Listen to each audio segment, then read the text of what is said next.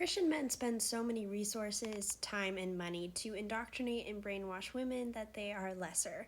And one of the ways they do this is through women's conferences. So I have had my share of women's conferences as I grew up in the Christian evangelical church my whole life and was homeschooled. So I've also gotten Christian homeschool women's conferences, which are just like next level, chef's kiss on the brainwashing and indoctrination.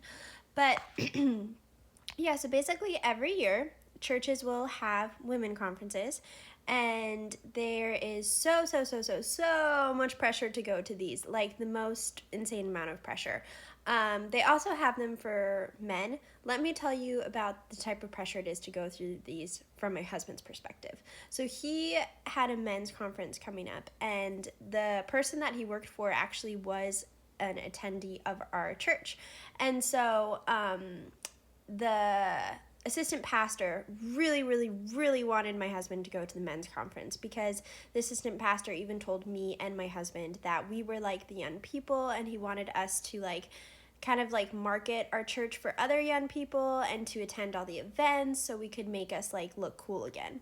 Anyways, so it literally gets to the point to where my husband's friend and this pastor go to my husband's boss at our church and are like casually mentioning that my husband can't come to the men's conference because he's working.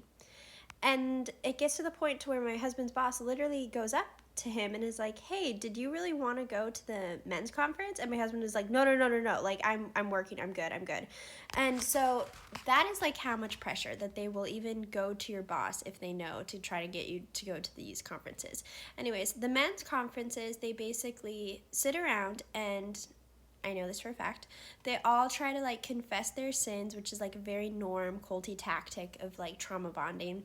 And so they all basically confess to like doing porn or cheating on their wives. And then they all come to this census that, you know what, maybe we should spend more time with our wives.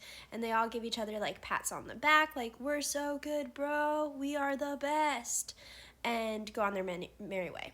So for the women's conferences, there is better food, but for men's conferences, usually like it's all catered and stuff and at a nice place. A lot of times for women's conferences, like the women had to provide their own food and own materials. Not always, but just like sometimes.